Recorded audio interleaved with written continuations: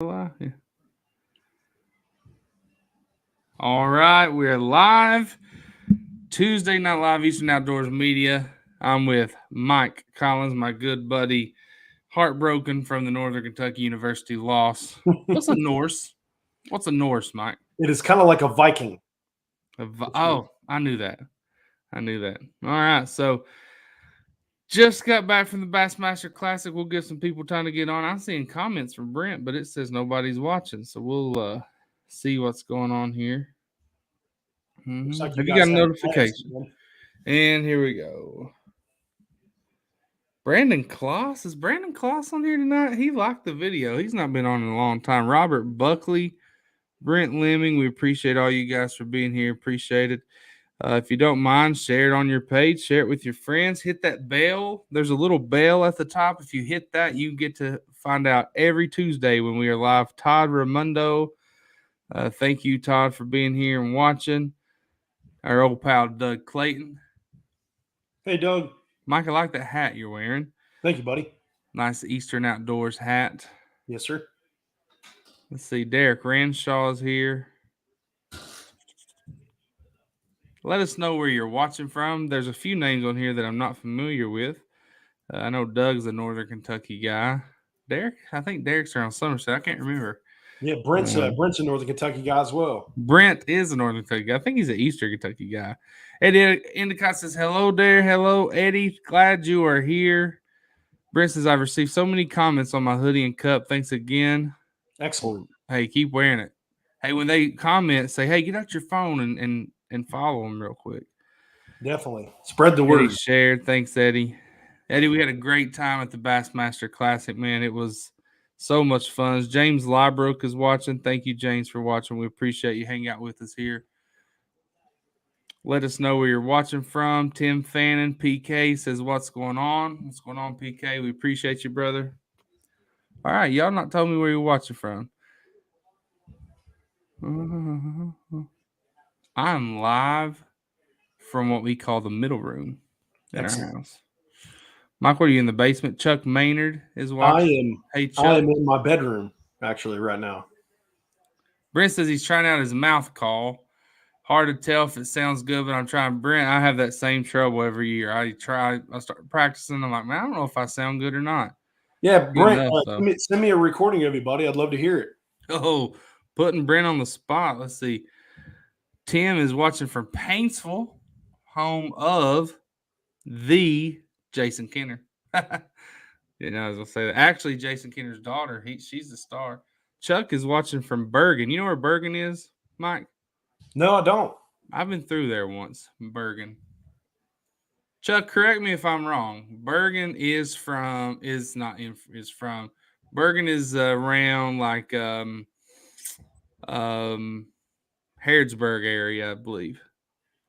Or it's outside Somerset. Which one is it? No, it's Science Hill. Bergen is around I think the Harrodsburg area. Out there by that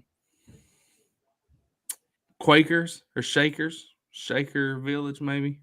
Mercer County, that's right. Hamilton, Ohio, from our good pal Gordy. I see John Smith's on here watching. John, the Bassmaster Classic was so much fun. We got to talk to a lot of different anglers. Hopefully we'll get to MLF event soon. But dude, that weigh-in when Josh is on his way. Josh, I told everybody to let us know where you're watching from. Let us know where you're watching from. When the top 3 finishers at the Bassmaster Classic are within 11 ounces of each other, the emotions. So we were backstage. We were backstage with all the other pros, right? Guys, and they were all they all knew that they were out of it. And they were just watching the TV. You could hear the announcers out there. I was in the back. Josh was out there watching it. And they were all watching like, yeah, this guy's, I think Welcher has it. He said he had 16-something. And Christie said he was feeling confident. And dude, the level of stress and like anxiousness in that place, you could cut it with a knife. But I give props. Kyle Welcher took the lead, and there was only one more boat left, Jason Christie. and everybody thought Welcher had it, and Jason Christie pulled it off by 5 ounces. That's 5 crazy. ounces. But Kyle Welcher walked straight back. He stood there for every interview. He was nice. I'm sure on the inside he was devastated.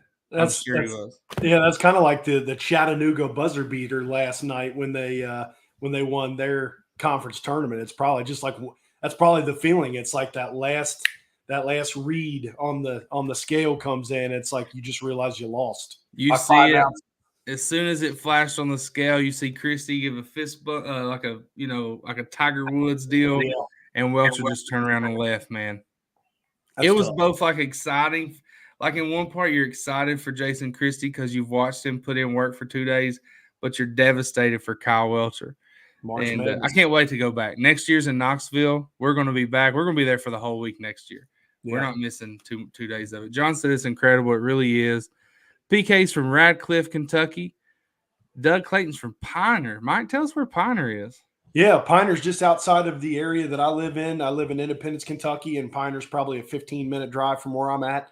It's in between Walton, Kentucky, and Crendon, Kentucky. So if you're familiar with the North Kentucky exit of Walton, Verona, and Drive, it's kind of in between, or Crendon, it's between there. Kings Mountain for Josh Wilson, and John says, in order to be a good winner, you have to be a good loser. That's true. Here's the thing, 55 anglers started the week. It got cut down to 25 after 2 days. And really, out of those 25, you had like 6 that had a legitimate shot without having just, huge bags. So it was cool, man.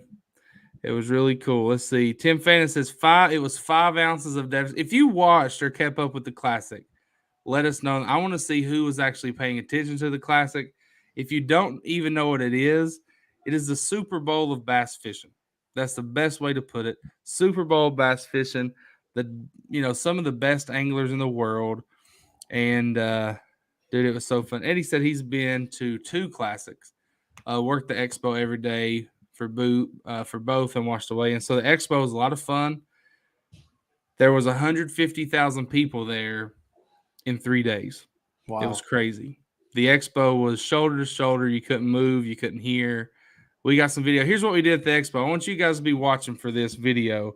So I had a GoPro. Eric Donovan's watching. Eric Donovan was hoping we would meet Eric down there at the Classic. He didn't get to go, but maybe we'll get up together this summer. So there's Joshua. We were so I had a GoPro. I was following Josh around. Here's what we did for 1 hour of the expo.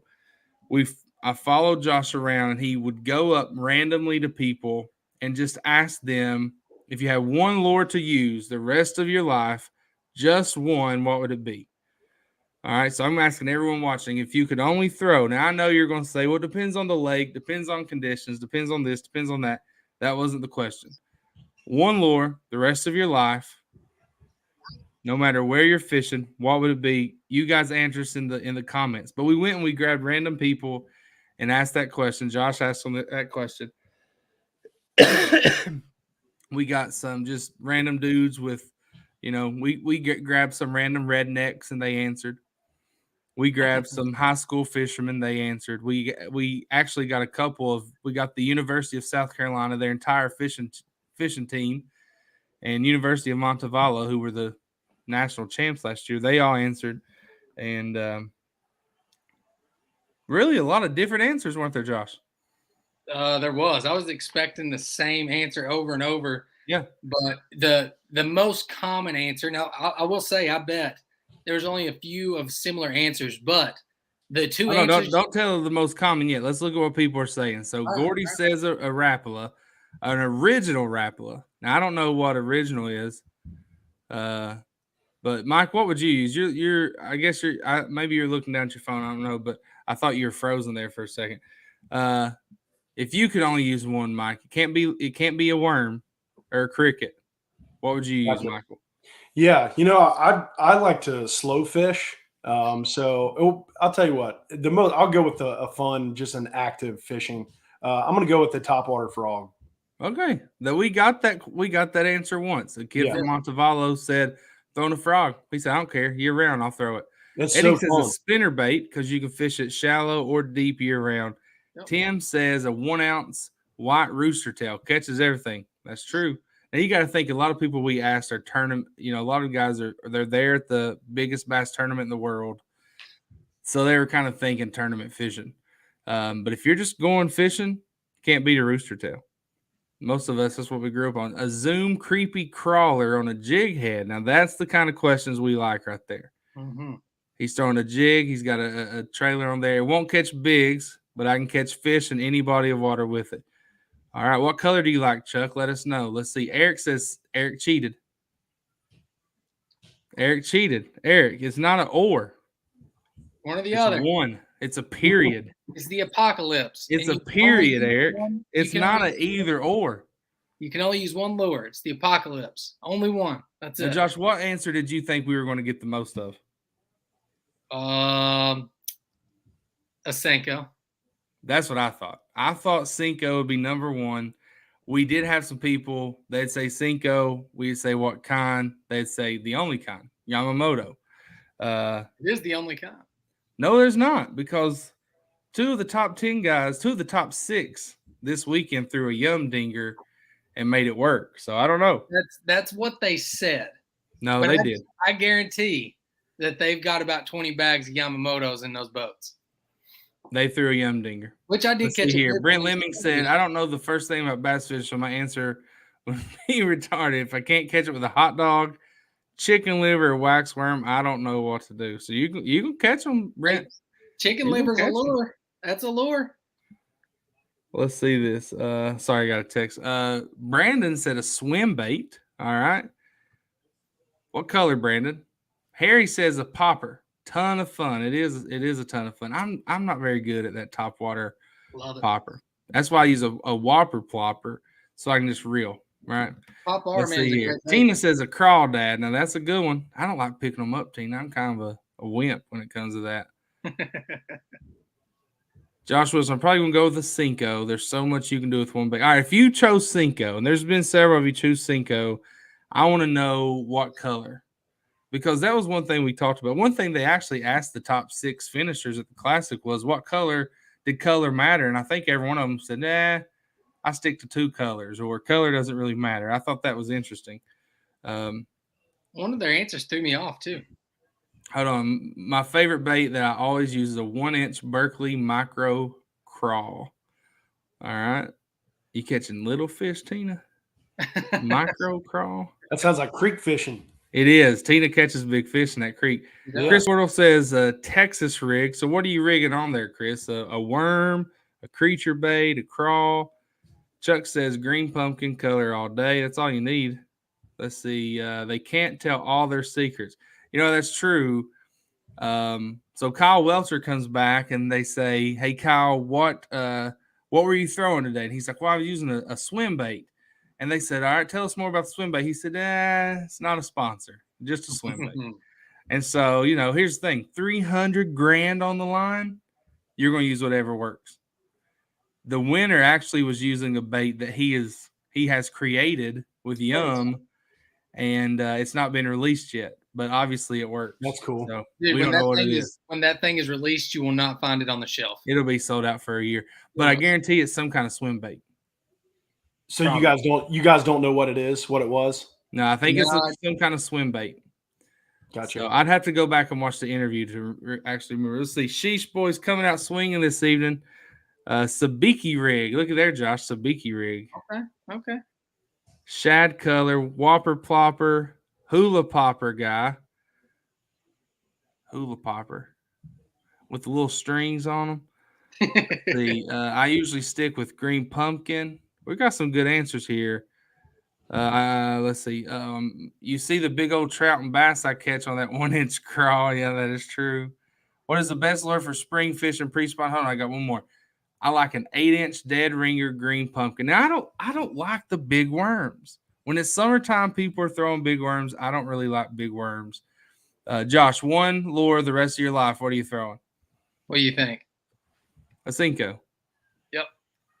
Okay, so I'll go more into detail on it. So I do. The reason I would pick a Senko is one, you can fish it year round. It's one of the best lures best all around year-round It lures is. that you can use. Winter, fall, spring, summer.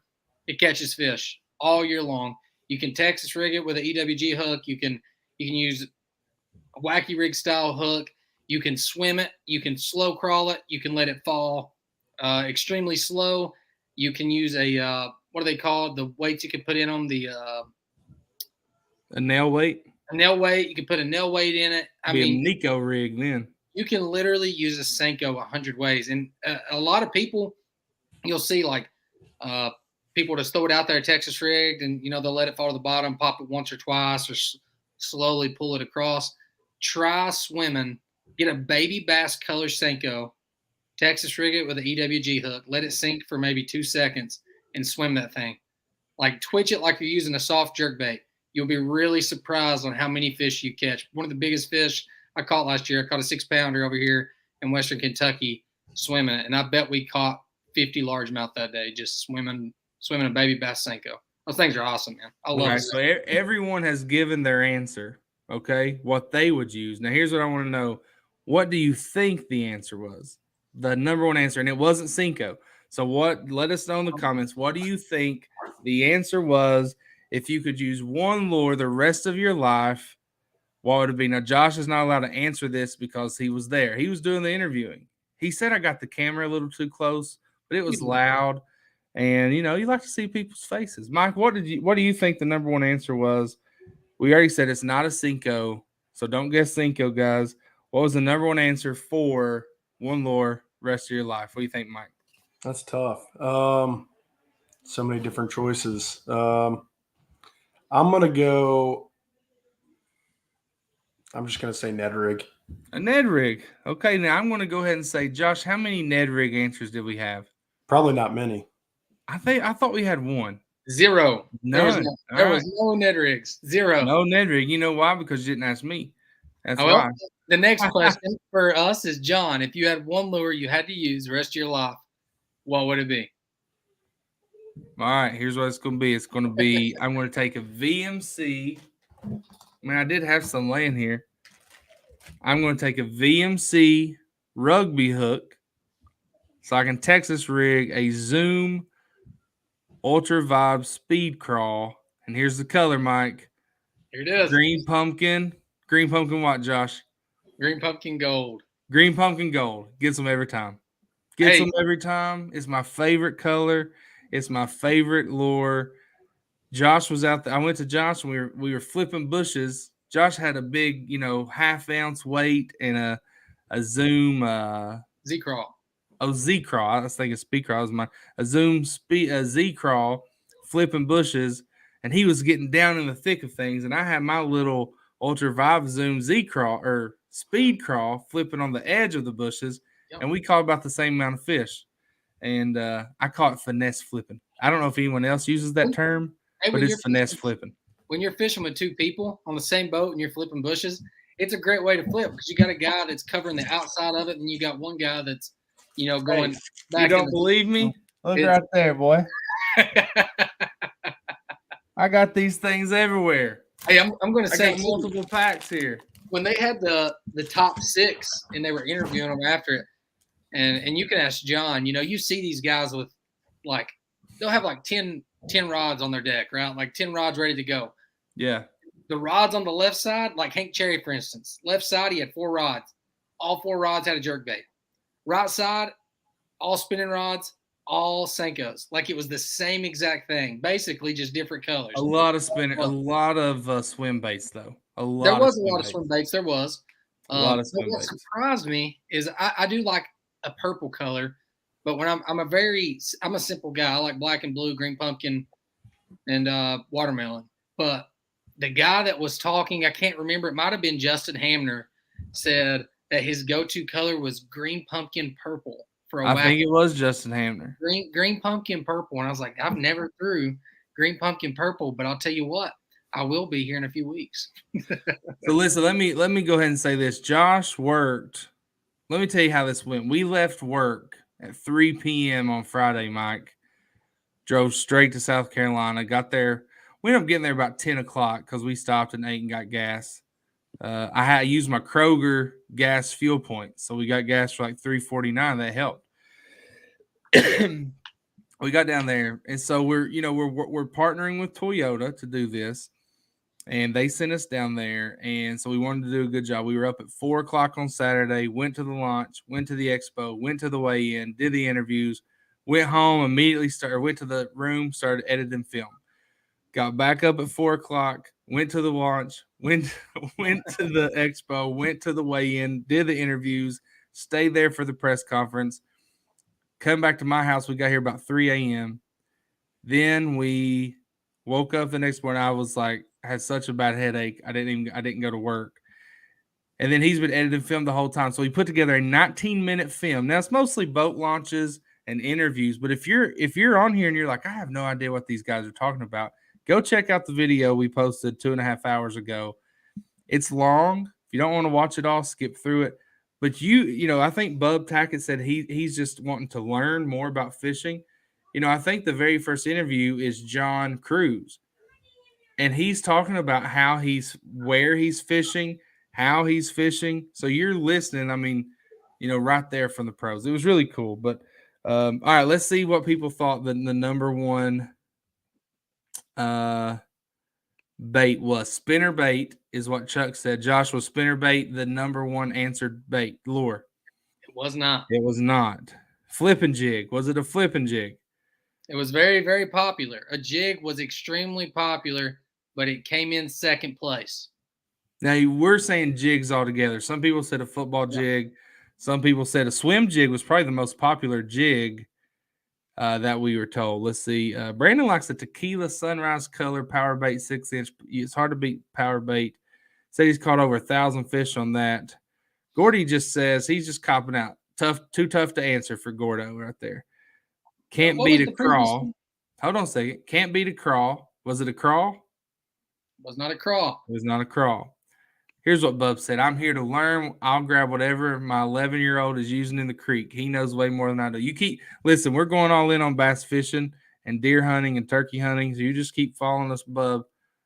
You need to come fish with me and Josh sometime. Let's see. Hey, I learned to bass fish in the creek, so. Okay. We'll get back to the bait caster versus spinning reel in just a second, Brent. I don't think you have a YouTube channel. We do have a YouTube channel, Brian. It's just Eastern Outdoors Media. Actually, we're live on YouTube right now. I'm hoping people are searching for Bassmaster Classic and they can pick up this live. So Brian says a swim bait. Was it a swim bait, Josh? A very popular answer as well, but it was not. Eddie said, was it a chatterbait?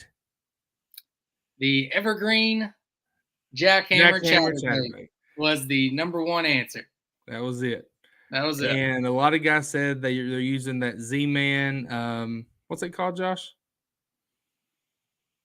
Razor shad. Z-Man razor shad on the back of that. So yeah, with the razor shad. Yep. Mike, do you you're you a chatterbait, spinnerbait kind of guy? I thought you were talking about using a spinnerbait before. Yeah, absolutely. I love it. I love using chatterbaits, spinnerbaits. Man, I will throw anything. If I'm I'm kind of I like to slow fish. That's my favorite way. I like to nitpick, and I like to, me too.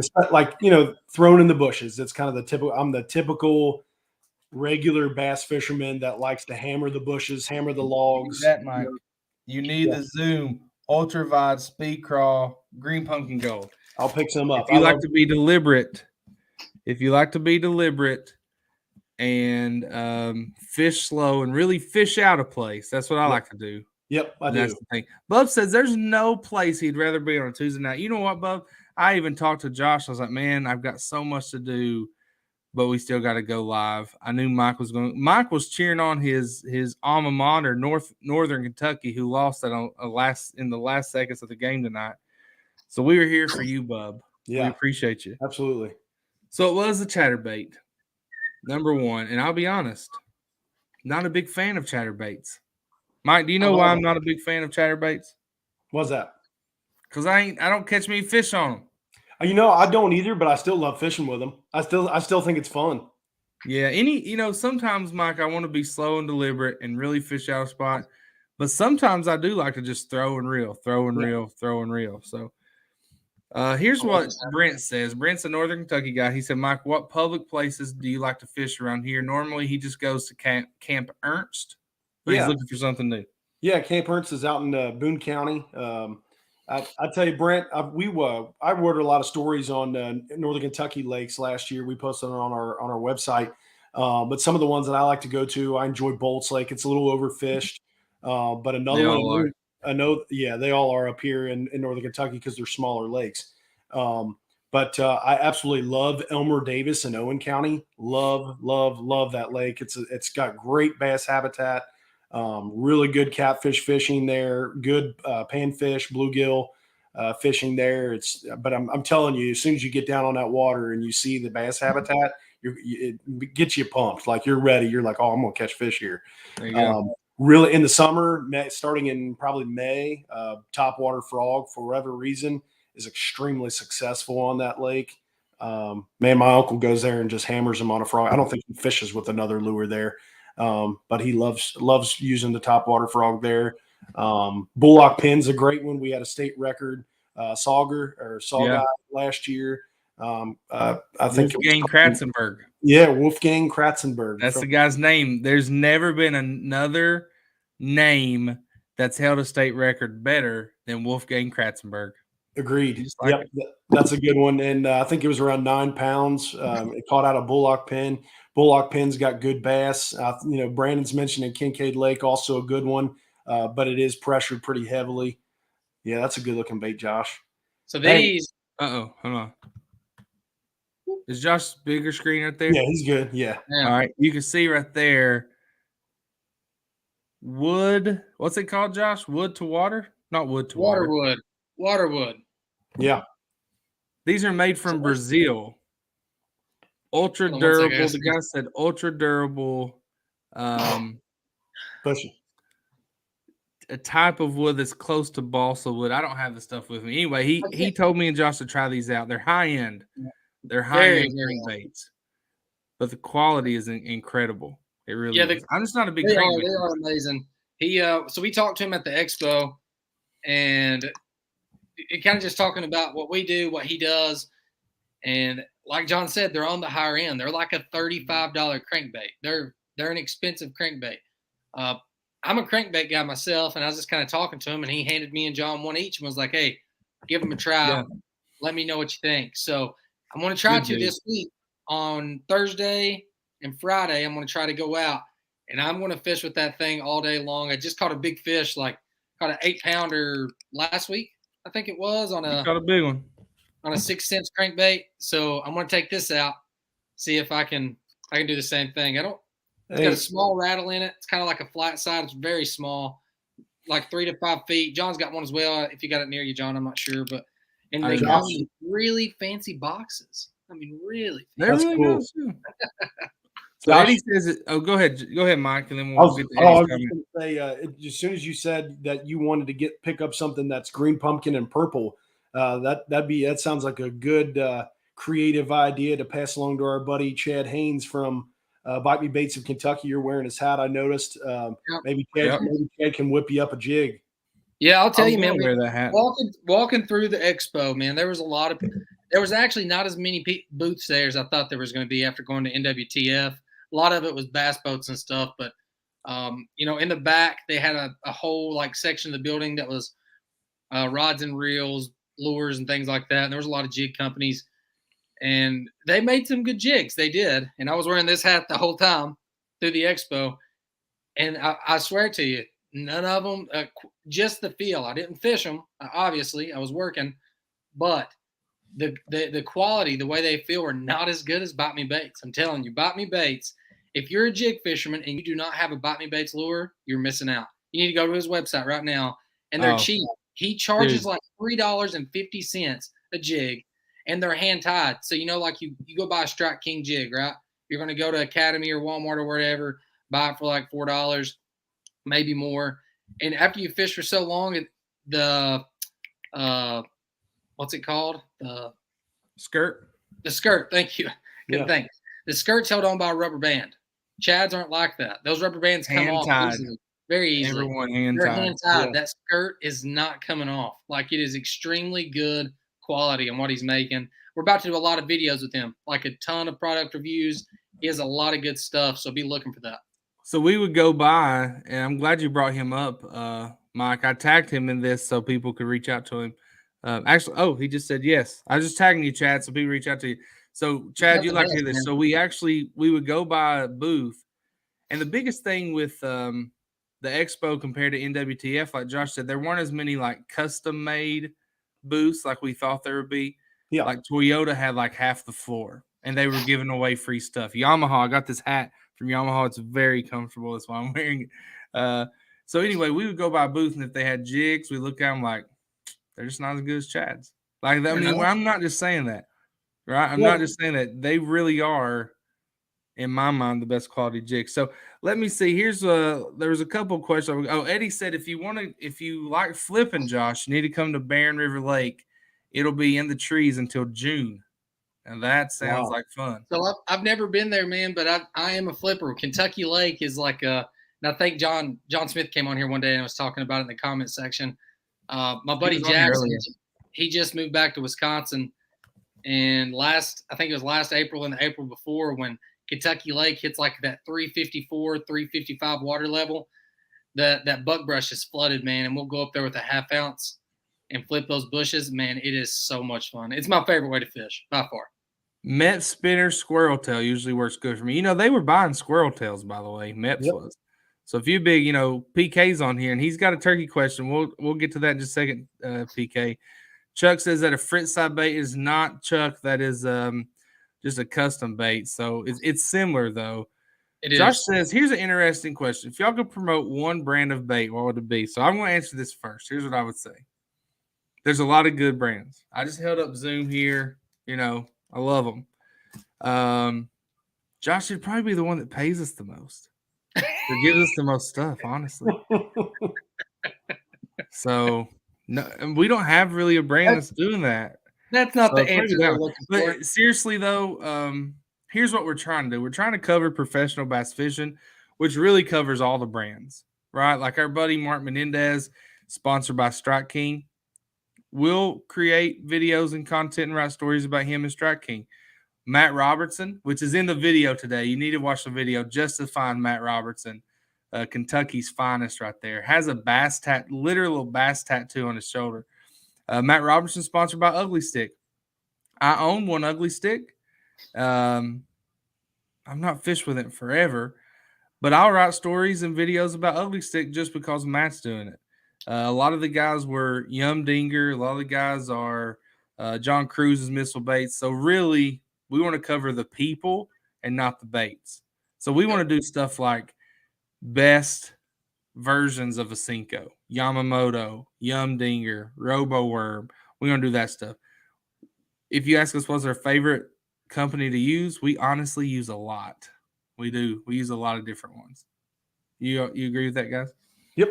But if one wants to give us if one wants to write us a big old check, we'll go exclusive. Money talk. Some people hate that answer. I don't care. This year, I'm using nothing but, when it comes to like jigs, spinner baits, things like that. The company that's on my hat right there, Bite Me Baits, that is literally all I'm using this year when it comes to that stuff. Now, if I had to pick one company, soft plastic wise, to use, John was holding them up while ago, baby. I'm using Zoom all day long. Old reliable. But now let me say this. Zoom is the original. Hold on. Zoom is the original. The original. You can't beat them. We one company that we've not done any work with that I would actually like to, but they're a small company, is Biz Baits with their plastics. Yeah. Right? Like we're going to use Chad's Bite Me Baits Kentucky jigs all year. I'm not buying any other jigs. And I used to spend $4 per jig on dirty jigs, which are great jigs. Chad's I think Chad's are better. So we're not going to do that. But Biz Baits has great plastics. If you do like the Ned rig, that Ned Dizzy that they have is fantastic. It is. And their Cinco, it's not called a Cinco. It's like a Dizzy Diamond or something. I'm trying to think. That's it. It's a great, that may be like their trick worm sort of bait. Sassy stick. Sassy stick. Are you sure? It's Dizzy yeah, it's, stick. no, it's the sassy sticker. Anyway, you can look it up. Biz Baits has great plastics. Their owner has a great story, and so if I was gonna, just choose a company, I'd probably want to choose something like that the big guys aren't already using, because we like to promote guys that are trying to make it. Because you know why? We're trying to make it. So Jimmy says, "Sorry, I'm late. Had an important dinner with daughter and son-in-law." Whew, that is an important dinner. I hope he's a good son-in-law, Jimmy. So Biz Baits, their Senko style bait is the sassy stick, and then Nice.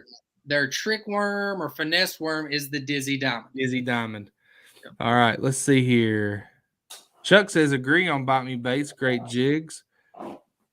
Let's see. Eddie says he ties his own skirts with the smallest zip tie you can get. They'll never rot or come off. That makes sense.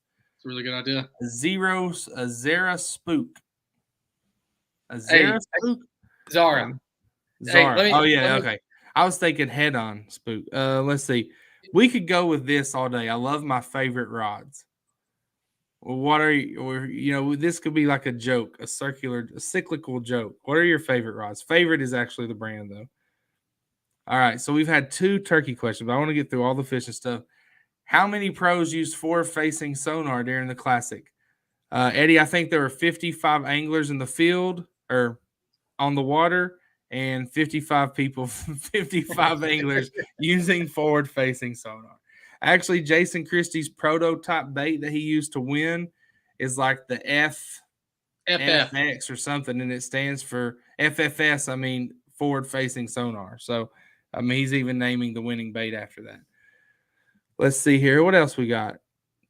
Dizzy Diamonds or Trick Worm. Biz Baits is one of Eric's sponsors. Let me know if you want to try them, and I'll get you squared away. All right, sounds good. We just talked to Brian, who owns Biz Baits. We talked to him at the expo. Found 3. Okay, we'll get back to that one. Boys, I'm on Minnesota GPS unit and a live scope game changer. Eventually, we'll get that. WO says he likes the Zoom trick worm for my shaky head. Josh has called. I've personally witnessed Josh catch hundreds of fish on a trick worm. I just don't like them that good. I'd rather down something. I'll tell you what, Chickamauga, fun trick worm. Love using the trick worm at Chickamauga. That was fun. Oh yeah. I mean, it's a trick worm is a classic go-to. So we've had one question. Here was the first hunting question of the night. Do y'all have, and look, most of y'all hunt and fish that are watching. Do you have some 410 TSS stocked up? If not, I know where to get some before it's gone. Mike, you stocked up on that a few weeks ago. I did. I picked up 2 boxes at the NWTF convention. I think I was the very first customer in line. We kind of cheated. We were in with media. We were in before the customers got there, Mike. We got in there. I slipped in there and was like, "Hey, John, there's like 10 boxes here. I should probably pick up 1 or 2." And I sit there and thought about it for a minute and ended up grabbing some. And it was a good idea because the lady said these will be gone in 5 minutes. Yeah. So glad I did. I want to mention Verdict. They're a website. They're a Kentucky-based company down by Tina Thornsberry's area. They have some, and I believe on their Facebook page they mentioned here in about 10 days they're going to have more in stock. So wanted to mention them. They're kind of a local Kentucky-based business or company, and I wanted to kind of mention them a little bit just in case nobody's everybody's looking for the Federals and things of that nature. So those go a lot. Try Verdict out and see what you think. I'm glad you did that. I'm gonna actually I just tagged them in this, guys. So go to Verdict. I love their obviously I've never tried their ammo, but I love their logo. Yeah. I love the way they've presented some of their content. They're showing the the targets between their ammo and other leading brands. So I think they're doing a heck of a job getting their name out there. So Verdict is definitely one. PK says he shoots Apex. PK, I didn't buy any at the NWTF convention, and I was pleasantly surprised to get back, and I had a whole pack, 10 shells of Apex, brand new pack, never opened. So I'm glad. Let's see here. Brandon says he's into muskie fishing. Brandon, that's something this spring and summer I want to do some of in the creeks. Let's see. How about if you got some turkey call sent to you, would you use it? Of course. So we've been talking to a couple different companies about turkey calls. So we'll see. I don't know. We've not really. Here's the thing. Once these companies get through talking to you at these conventions and they have ideas for stories and ideas for videos, once they get back home, they get busy with their lives. And so the communication is, here and there. It might be a couple weeks and when we talk. So we're talking to a couple different companies right now.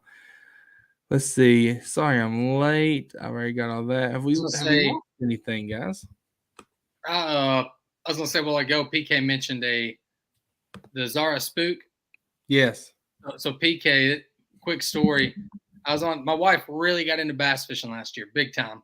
We went up to Kentucky Lake, and it was just me and her. My son, I think, was at my mother-in-law's, and I was just trolling around, and shad started going crazy. I'd never seen it. It looked like the water was boiling. It was going nuts. And I had 5 or 6 rods, and I had a Zara Spook tied on my 7.4 heavy. And my wife kept saying, man, I want to throw topwater. And she just learned how to use a bait caster. She picked it up really quick. And she kept saying it. I was like, grab that Zara Spook and throw it. Go ahead. And she throws it out there. First cast, it lands in the trees, right beside buckbrush, right beside it. And I watch her twitch it one time, like never used it before, I swear. Twitches it one time, and it just does like a half walk, and this largemouth busts it, smacks it. All right, so she's reeling. I'm freaking out more than she is. She gets it up to the boat, and dude, it's the biggest largemouth I've ever seen personally on Kentucky Lake. It was massive, but she gets it up. I've got the net ready. It comes up to the boat. As soon as it gets there, it darts back down under the boat, and the rod like bends in half. And I was about to say, hey, let off some line, because I've got on my heavy, I keep it tight, and I'll just control how much line I give out. And she's kind of newer to that. And as soon as I was about to say it, hook pops out, top water goes right over her heads. I was sick for her for like 2 weeks over that fish. Luckily, it didn't go into your eyeballs. Yeah, it would have been worse. But, dude, it was incredible. I've actually got it on footage. I ought to post it. I forgot I had it. All right, so Brent has a question. I'm going to get to that, Brent. I just want to know the people watching, because we've kind of mixed fishing and turkey hunting there. What are you looking forward to the most this spring?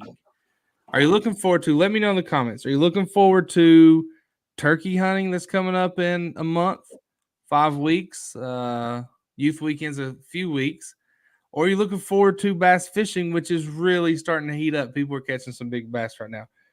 That's a tough one for me. Because after going to this classic, I'm itching to be fishing. So Eddie says fishing. Chad says fishing. With you, Eddie. We crush river donkeys in Florida with Zara Spooks. Let's see here. Memories with my boy, dad and hunting buddy. I get that. I'm going to take my daughter hunting first weekend. PK says getting his limit and then crappie fishing. Oh, okay. When you say limit, I'm thinking fishing, but he's saying tagging out, and then crappie fishing. So both. Chris mixing it up. He says fishing and hunting morels. Spring spawn bass and white bass run. That's something we need to talk about. A good one. I'll be getting us a guest. Fishing, turkey hunting from Gordy. Taking my grandson fishing for the first time. That's going to be fun. What kind of fishing pole, Jim? You got one of those little like Spider-Man fishing poles? Paw Patrol. My girls have I remember the first time I took my youngest daughter fishing. She hates fishing out of the boat. She had a Barbie doll fishing pole. We're all fishing. We're getting ready to go take the boat back to the ramp, and she just reaches over the side and let's go. So at what is the is it Ed Davis? Is that the lake Ed Davis?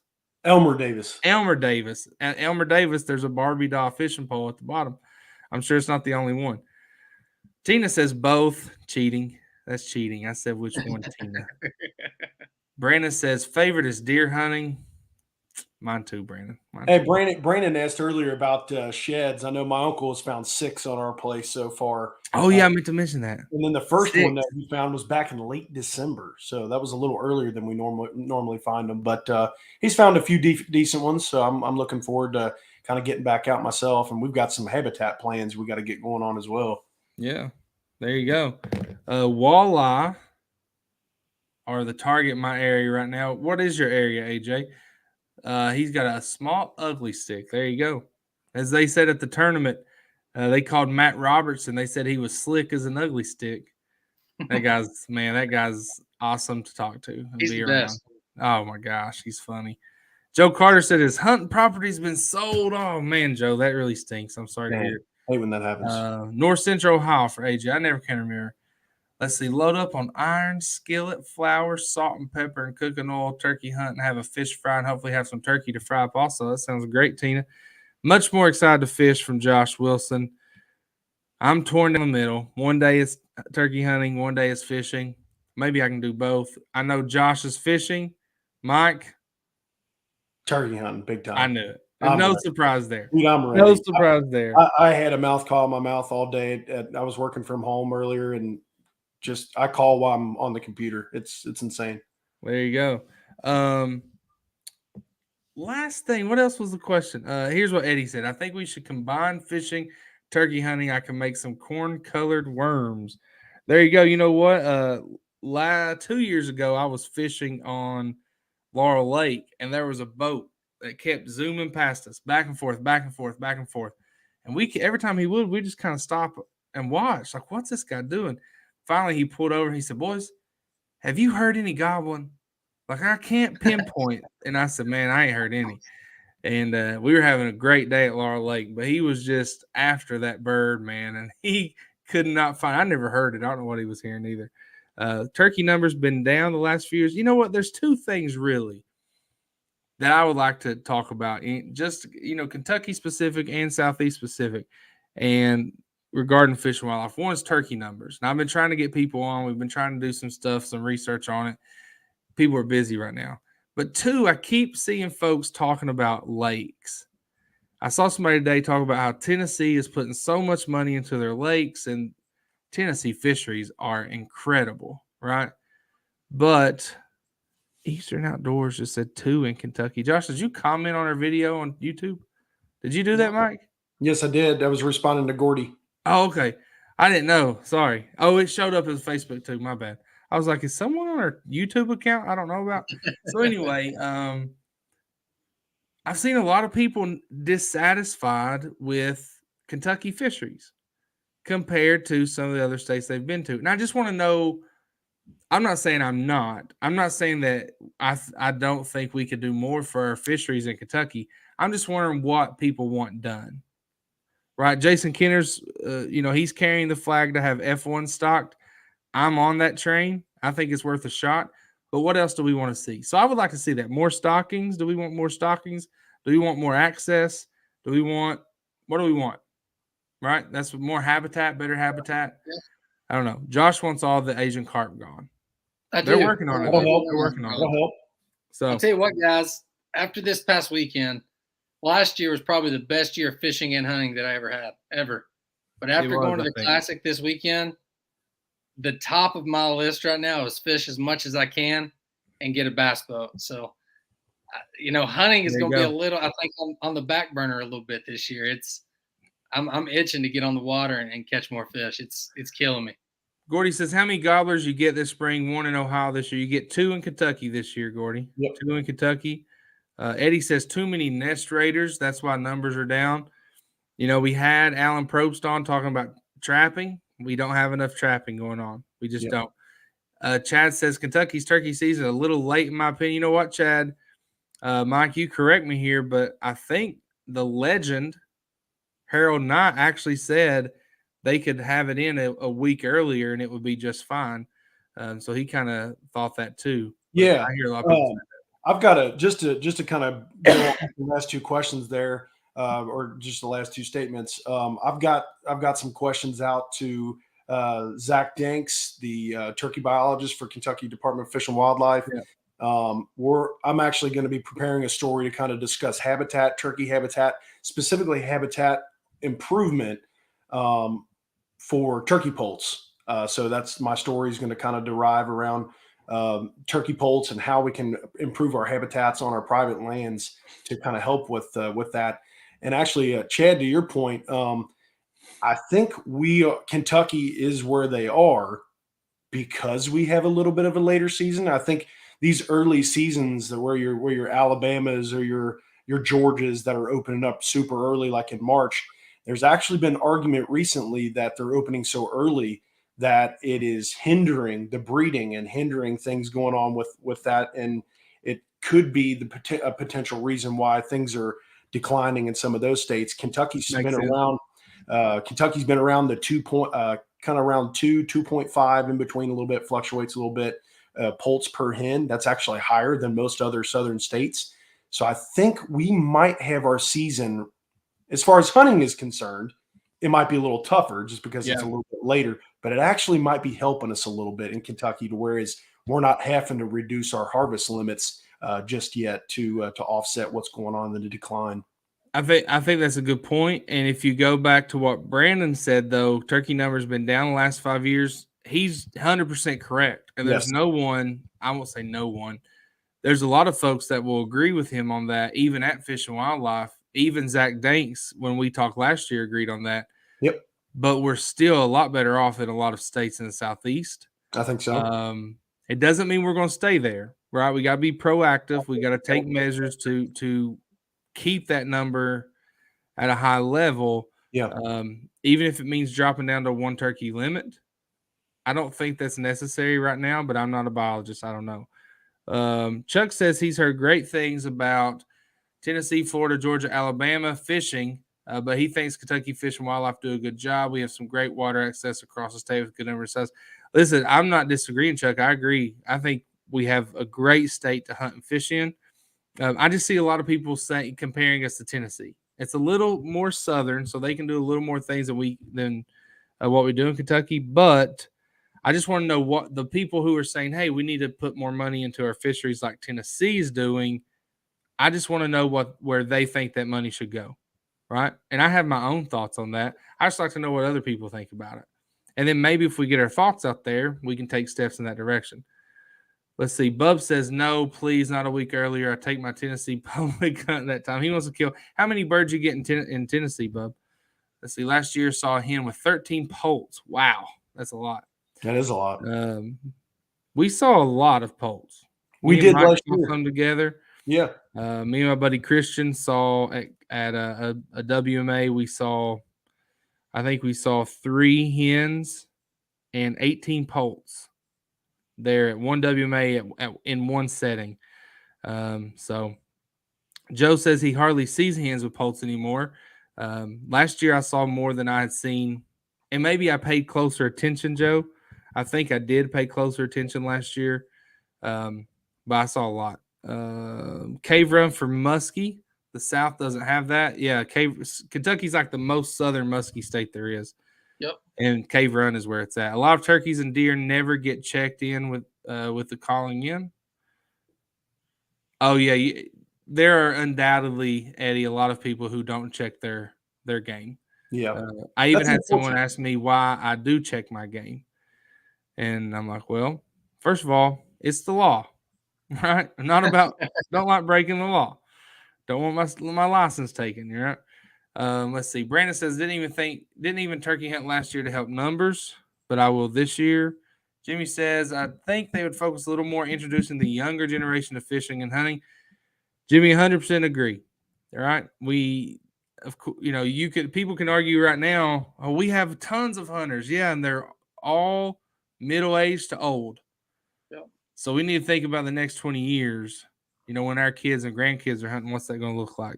Kind of to add to that too, over this past weekend, not just with hunting, but, these guys, these professional fishermen on, the biggest stage that you can get on, I would be willing to say that half of them mentioned that we need, like the projects that they have going on and everything is targeting the younger generation. Like they are as well. It's not just us talking about it and you all talking about it. Everyone knows. So it's like, we really do need to target that younger generation. I couldn't agree with you more, Jimmy. Well, I'll say this. Age 10 to 22, 10 to 24 right now in bass fishing is on fire. Bass fishing has a bright, bright future. It does. Because we have gotten high school bass fishing has taken off. College bass fishing is becoming its own brand. Bass fishing has a bright future. We do not have to worry about that. But we're going to lose a lot of kids that could be doing both who were just grow up fishing. I talked to a few kids who were not, they were probably 16 years old and they fished, they didn't hunt. And so, one thing that we're going to try to do, there's a lot of professional fishermen on the Bass Pro Tour and the Bassmaster Bass Elite Tour who also hunt. And we're going to try to, cover them for bass fishing. And then when it comes deer season, their bass fishing tournament's over, reach out to them and do stories on them as hunters. Yeah. To try to get more people in the bass fishing community also into the hunting community here on our page. So, Mike, hunting has a problem, I think. Without looking at any research and knowing the data, just from observation, hunting has a problem with, 20 and under. Bass fishing has no problem. They're crushing it. So anyway, WO says the bass were biting on Lake Nolin in Litchfield, Kentucky this past weekend. A friend of mine won a Renegade tournament, 3 fish limit, 15 pounds. That's a heck of a bag for 3 fish right there. I'll take it. Well, you know what? That's what 5 pounds per fish, a little over 5 pounds per fish. The people, the guys fishing this weekend in the Classic, I had 3 or 4 of the anglers tell me, look, I came in thinking 15 pounds per day would put me in contention to win. One guy said I had 17 pounds 3 days in a row. And if you would have told me that before the tournament, I told you I was winning. And it took 54 pounds. So what is that? 17? What is that? 18, 36, 18 pounds a day it took. So let's see. Going to have to get John a Mercury racing cap. Hey, look, I got this Yamaha hat on my head. I got a Mercury 150 on my boat, Chris. So, Chris, I'll start wearing one if Mercury will send me a boat with a motor. Then I'll start wearing one. I don't think Mercury makes boats. I said if they'll send me a boat with one of their motors on it. Oh, okay. I'm sure they can work something out. You don't know what he's talking about. All right, let's see here. We're going to wrap it up. A few more comments. Help a young deer hunter. Brandon's always willing to help young deer hunters. Eddie says leasing up all the lands and fewer small farms is leading to fewer places to hunt.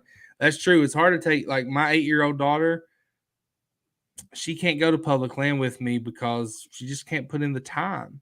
She gets so tired. So access is a big problem. Let's see. Joe says kids would rather be on Twitter and Instagram than in a tree hunting deer nowadays. Joe, listen, I totally understand. There probably ain't nobody on Twitter, Instagram, Facebook more than me. But I think you're right. But they get out to fish. And you know what? They put those big fish, lip them, right? Lip and grin instead of a what they call it, grip and grin, a lip and grin.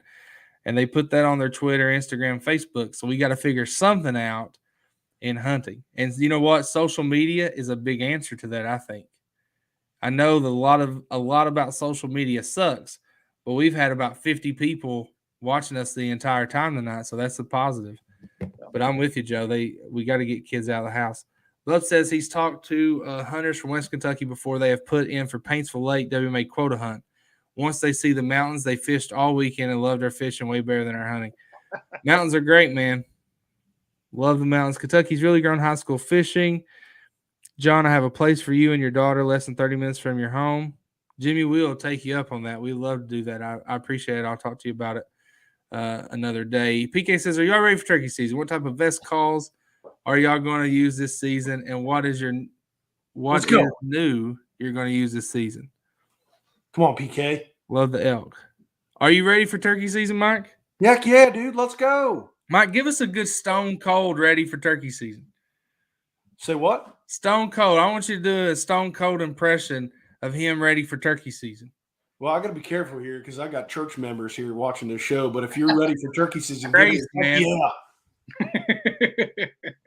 Eric said, calm down, Mike. Looking like Ike. I'm ready, dude. Oh, hey, Jimmy, where we parked at. So even though we had media passes, we still had to pay for parking and all that, right? So we paid for parking and park up. Look across literally right across, like 50 feet across from us. Iaconelli's got his truck parked there too. And I thought, what makes me feel better if I got to pay for parking? I should have to too. And the then worst part is, go ahead. Mike Iaconelli is my favorite professional angler. And I told Josh, I said, man, we should just go over there and stand by his truck at the end of the day, wait on him to come out, and don't be weirdos, but just shoot a video with him, like interview him. He's a Toyota, sponsored by Toyota. That'll be great. Dude, we're like, nah, we got other things we got to do. We're walking out. I literally see them get in the truck. Like we missed them by 30 seconds.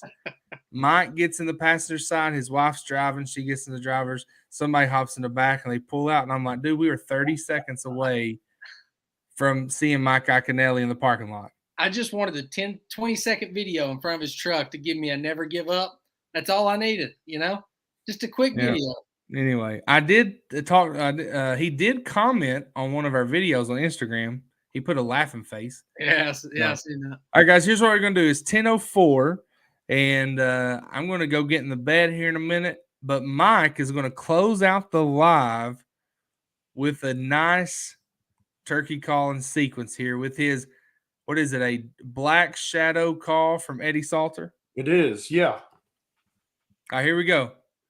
I want you to rate him, guys. Wait, Mike. We're going to grade you here. Guys, as he's calling with his mouth call, I want you on a scale of 1 to 10 just to rate how good you think Mike is. Go ahead, Mike. Uh-oh.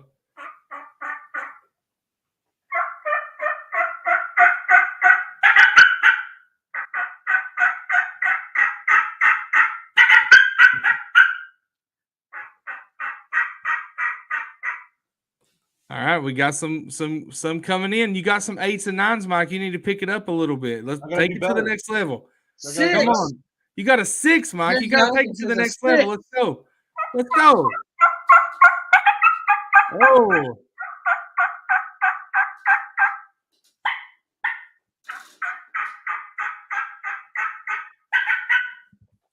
No, I think it sounds great, but you know what? I think that anyone that gave him less than a 10, I think it's time for us to bring you on the show and you show Mike. Here we go. Brandon, Greg, Josh, you come on anytime. AJ gave you a 10. I love it. Joe Carter gave you a 4. Joe, you don't know how passionate Mike is. Hey, listen. You better watch your messages. Hey, hold on a second. I've got all the affirmation I need. I was calling for Harold Knight, and he said I was awesome. So he did. Harold Knight. Listen, I am witness. Mike was calling, and Harold kind of looking down like this, and Mike hit cut on that turkey call. And Harold went, that was good. Like he got Harold's attention. Let's see. You got an 8.5. A 10 from Doug Clayton. Mark gave you 8.5. I think anything over an 8 is good. He's telling you to purr. Gordy hooked you up with a 7, man. Thomas says sounds like a 10 to me, but he's a terrible caller. Same here. Chad said his feathers are wet. That's exciting. 9.5. That's exciting. 9.5 from Jimmy. Greg went from an 8 to a 9.5, so that's winning right there. There we go. I did better. There you go. That was also on a whim. You get little nerves going in front of people. I'm not a champion caller at the NWTF, Hey guys, WO said you can call for him anytime. So there you go. I love mouth calls. That's like the only thing I use in the woods. Terrible. So listen, anybody, I'm definitely not terrible. That's not true whatsoever. I said I'm terrible. Oh, I thought you said me. No, I said I'm terrible. Anyways, hey, Josh, you got yours? Go ahead and break yours out. Mine's in the truck. It's still in the truck. I would grab it if I did. I'd next grab it. week. I'll tell you what, next week I will bring my call on. Mike will bring his on. And hey, all you guys that are commenting, I've seen some guys say I'm ready. Seriously, I would love for you all to come on the show and call with us because I would love to get some tips and tricks from you guys. That would be a lot of fun. I tell you what, if you, here's what I'll do. If you'll come on, we can't do it next week. Next week we have the Montevallo Bass Fishing College team coming on. But after that, if you'll come on and turkey call, we'll send you the link. You can come on and turkey call. And we'll let people vote, and I'll come up with something to give away in 2 weeks. So what is that, March 22nd? Oh, that's perfect. Got to come on. Right, that's what we'll do. So plan for 2 weeks. Hey, next week, 9 o'clock, we're going to be on with the Montevallo. These guys, we talked to them at the expo, and great bass fishermen. They're national champions. So, imagine March Madness is coming up.